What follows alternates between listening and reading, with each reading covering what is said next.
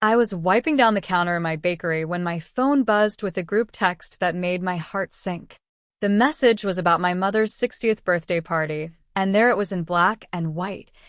Beatrice listed as event organizer. My sister's name, bold and proud. Mine? Nowhere to be found. But it was the next line that cut deepest. We want the event to look elegant and classy, not too casual.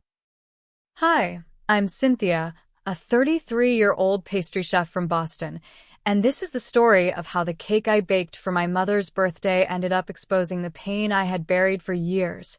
When I got that text that afternoon, I understood exactly what my family was saying. I wasn't elegant enough. I wasn't good enough. I didn't fit their image. Growing up, I was always the shadow to Beatrice's spotlight. She was the golden child, beautiful, charming, the kind of kid who could walk into a room and own it. Me? I was the one covered in flour, quiet, always hiding in the kitchen. My parents never said outright that they preferred Beatrice's sparkle, but they didn't have to. When she brought home ribbons from dance competitions, my mother would frame them and hang them in the hallway. When I baked my first perfect soufflé at 13, my dad was the only one who cared. He took a bite, closed his eyes, and said, "That's my girl." My mom barely looked up from her magazine. My dad was my anchor. He'd sneak into the kitchen late at night when I couldn't sleep, and we'd bake together in comfortable silence. He taught me everything: how to fold egg whites without deflating them, how to temper chocolate, how to pipe his signature sugar rose with a double curl that made it look alive. "You light up kitchens, Cian," he'd say, flour dusting his reading glasses. My mother would walk past and sigh. "You'll never learn presentation, Cynthia. Look at your sister. She knows how to carry herself." Sometimes I used to wait until I heard his car pull into the driveway before I'd start baking, because I knew he'd come straight to the kitchen. He'd tie on an apron beside me like it was our little ritual. The nights he didn't come home early, I'd sit at the counter with my hands covered in flour, waiting. My mother would walk past and say, "You'll never find a husband if you smell like butter and sugar all the time." But when my dad came in and kissed my forehead, none of that mattered. In his eyes, I wasn't a disappointment. I was a masterpiece in progress. The contrast was stark. When Beatrice was 9, she performed in a recital wearing a sparkly pink dress that cost more than our monthly grocery budget. My mother sat in the front row, clapping so hard her hands must have hurt, beaming with pride. That same year, I made my dad a birthday cake from scratch. It was lopsided and the frosting was messy, but I'd stayed up past midnight making it perfect. He cried when he saw it. My mother rolled her eyes and said, "Next time, we'll just buy one from the store." When my dad died 5 years ago, something in me died too. He was the only one who saw me, really saw me. The only one who made me feel like I mattered. At his funeral, Beatrice gave a perfect eulogy that had everyone in tears. When it was my turn to speak, my voice shook so badly I could barely finish. Afterward, my mother hugged Beatrice for a long time. She patted my shoulder once and walked away. The distance between us grew after that. Beatrice moved into a gorgeous apartment in the city, working as a makeup artist for socialites and influencers. Her weekends were filled with fashion shoots, launch parties, and red carpet events, exactly the kind of spotlight she'd always craved. My mother would call her 3 times a week, gushing about her accomplishments. I opened my own small bakery in a quiet neighborhood, pouring my grief and love into every pastry. My mother visited once in the first year. She stayed for 15 minutes, said the space was cozy, which I knew was code for small, and left. She never came back. So when that text came through about the party, I shouldn't have been surprised. I sat there in my empty bakery, the afternoon light streaming through the windows, feeling like that little girl again. The one who wasn't quite right, who didn't fit the mold, who embarrassed them just by existing. I silenced my phone and went back to work, trying to ignore the hollow ache in my chest. I told myself I didn't care, that I was done trying to earn a place in their glittering world. But as I locked up the bakery that night, I stood by the window watching families walk by, laughing, holding boxes of pastries. I thought about how my mother used to host dinner parties just to brag about Beatrice's promotions. No one ever asked how my business was doing. Maybe I didn't want their approval. I just wanted to stop feeling like the family secret they were ashamed of. 2 days later, my mother called. I almost didn't answer, but something made me pick up. Her voice was clipped, businesslike. "Cynthia, the decorator canceled on the cake. I need you to make something. Can you manage something decent? Not. Would you please help? Not. I'd love to have your contribution. Just a transactional request, like I was a vendor she'd found in the phone book." I should have said no. I should have told her exactly what I thought of being treated like an afterthought, of being deemed not elegant enough for her precious party, but good enough to bail her out when her real plans fell through. But instead, I heard my voice say, "Yes, Mom. I'll make the cake." Because despite everything, despite years of being overlooked and dismissed, some small part of me still hoped. Maybe this time would be different. Maybe this time, she'd see me. That night, I pulled out my dad's old recipe box. My hands trembled as I flipped through cards stained with vanilla extract and dusted with confectioner's sugar. And there it was, Lemon Elderflower Dream, written in his careful handwriting. His signature cake, the one that had been his pride and joy. The one he'd taught me to make the summer before he died, telling me, "This is our secret, son. Something just for us." I worked through the night. My friend Stanley stopped by around 11 with coffee, finding me elbow-deep in batter, tears streaming down my face. "You sure this won't hurt you again?" he asked gently, setting the cup beside me. Stanley had been there through all of it, through my dad's death, through every family gathering where I was invisible, through every time my mother chose Beatrice over me. The kitchen smelled like sugar and lemons, and for a moment, it felt like Dad was there with me. My hands moved on their own, muscle memory from nights spent with him, when laughter filled the air instead of silence. I remember the last cake we made together before he got sick, how he'd joked about opening a bakery together one day. I'd told him we should call it Sunshine and Flower. He'd laughed so hard he'd cried. As I folded the lemon curd, I whispered the name aloud. For the first time in years, I let myself cry without hiding it. Stanley put his arms around me, patting my back. "It's my mom's birthday," I said, wiping my eyes with the back of my hand. "I just want to do it right this time. Maybe if the cake is perfect enough, she'll finally see what I can do." Stanley didn't say anything, but the look in his eyes told me he knew the truth. It wouldn't matter how perfect the cake was. It never had before. I built that cake layer by layer, each one infused with lemon curd made from my dad's exact recipe. I decorated it with fondant flowers and delicate gold leaf, making it look like something from a high-end wedding magazine. And on top, I piped 3 sugar roses with that double curl my dad had taught me, the technique that was his signature, that nobody else in the family knew how to do. It was my quiet tribute to him, my way of keeping him alive. When I arrived at the venue, a luxury hotel ballroom dripping with crystal chandeliers and gold accents, I felt out of place immediately. I was wearing simple black pants and a clean white blouse. Beatrice swept past in a sequined cocktail dress and stiletto heels, barking orders at the staff, her hair and makeup camera ready. She barely glanced at me as I wheeled the cake in. Stanley had accompanied me. My mother appeared, resplendent in a designer gown. She looked at the cake, then at me, her expression unreadable. "You can stay, dear, since you're already here." It wasn't an invitation. It was permission, granted reluctantly, like she was doing me a favor.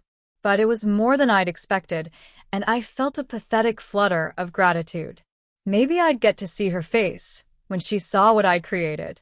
Maybe, finally, I'd get a moment of recognition.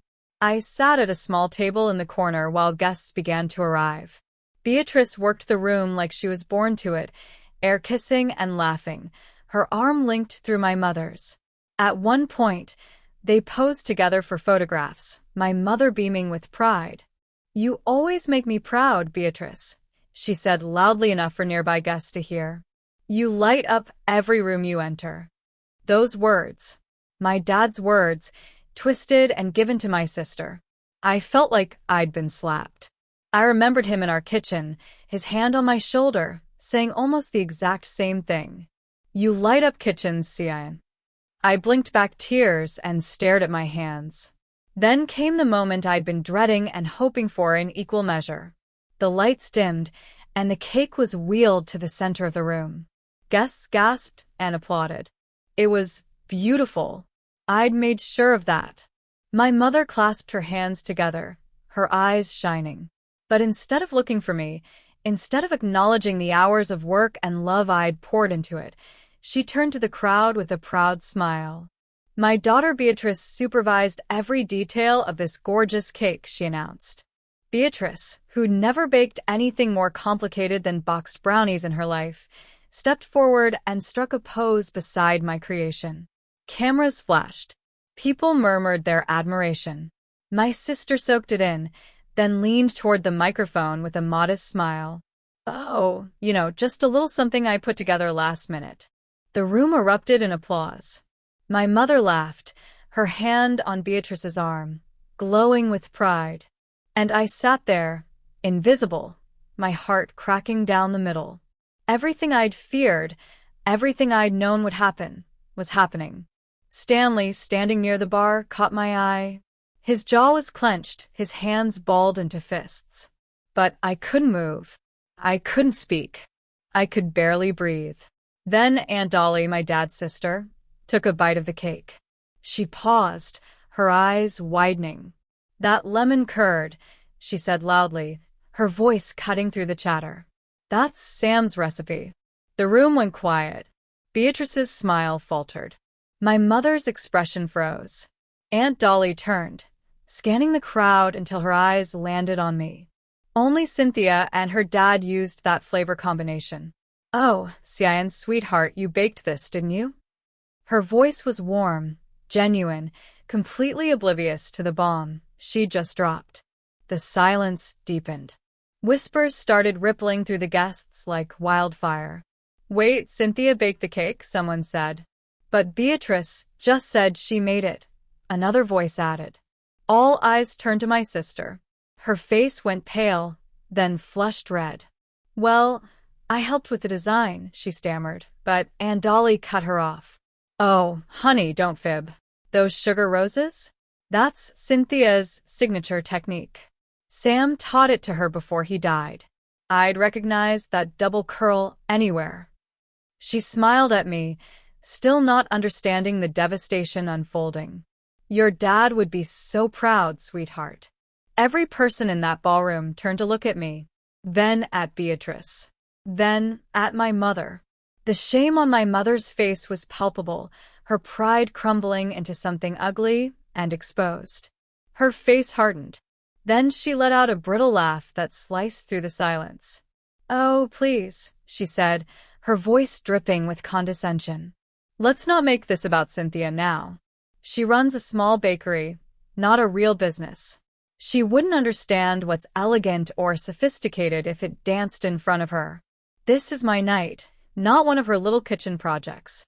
"Don't do that, Grace," Aunt Dolly countered.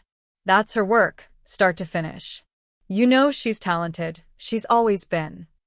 A flicker of irritation flashed across my mother's face. Her tone sharpened. "Talented," she scoffed. "She bakes in a corner shop, Dolly. Beatrice works with celebrities, real people of class. This," she gestured around the ballroom, "isn't about flour and sugar. It's about elegance, refinement, things Cynthia never quite understood." The words hit like stones. A hush swept over the guests. Even Beatrice's painted smile faltered. "Grace, that's your daughter," Aunt Dolly said quietly. "And so? I'm tired of pretending she's something she's not," my mother snapped, her voice trembling with pride and bitterness. "She's always been too sensitive, too small. This is my night, and I won't have it turned into one of her pity stories." The silence that followed was deafening. My chest tightened until I could barely breathe. Tears stung my eyes. And then, something inside me broke open. I stood up and walked towards the door. My mother, seeing me, tried to apologize. "I never meant to," she began. "You never mean to?" I interrupted her, looking directly at her. My mother stepped forward, her hand outstretched. I stepped back. "He told you to stop hurting me?" I said, my voice cracking. "Dad begged you to stop comparing us, to stop making me feel like I wasn't enough. And the moment he died, the moment he couldn't protect me anymore, you stopped even pretending to care." The words hung in the air, devastating in their truth. Some guests looked away. Others stared at my mother, their expressions shifting from confusion to understanding to judgment. Beatrice stepped forward. "Cynthia, But I turned away from her, from all of them. Stanley was there immediately, draping his jacket over my shoulders as I walked out the door. Behind me, I heard the frantic whispers starting, the social destruction I'd just unleashed. Camera phones were out. This would be talked about for years. I didn't look back. Outside in the cold night air, I couldn't stop shaking. Stanley pulled me close, letting me sob into his shoulder. "I just wanted her to see me," I choked out. "Just once. Just one time." "She did tonight," Stanley said softly. "The whole room did." He gestured back toward the glowing windows of the ballroom. Through the glass, I could see my mother, her face in her hands, shoulders shaking. Guests were leaving. Beatrice stood alone, her perfect image shattered. I later learned that Beatrice had begged my mother to say something that would salvage the situation. But all my mother could manage, her voice breaking, was, "I failed her. I failed my daughter." It wasn't the apology I'd spent my life hoping for. It wasn't warm or motherly or full of love. It was an admission forced out by public humiliation, by the shame of being exposed in front of everyone she'd tried to impress. But it was something. The cold night air bit at my skin, but I barely felt it. The world outside the hotel was still spinning, cars passing, laughter echoing from a distant bar. But it felt like I'd stepped out of my old life and into something new. For 33 years, I'd waited for my mother to give me peace. But standing there under the yellow streetlight, with mascara streaking down my cheeks and Stanley's arms around me, I realized peace was something I could give myself. 3 weeks later, my bakery was busier than it had ever been. Word had spread, not just about the party, but about my work. People came because they'd heard about the pastry chef who'd been hidden away, whose talent had been stolen and claimed by someone else. They came out of curiosity at first, but they came back because the food was good. I'd placed a small framed sign on the counter. "Lemon elderflower dream. Dad's favorite." For the man who believed in me. Every time I made that cake now, I felt him with me. Not the pain of losing him, but the warmth of his love. The bell above the door chimed one morning, and I looked up from arranging pastries to see my mother standing there. She looked smaller somehow, older. She didn't say anything.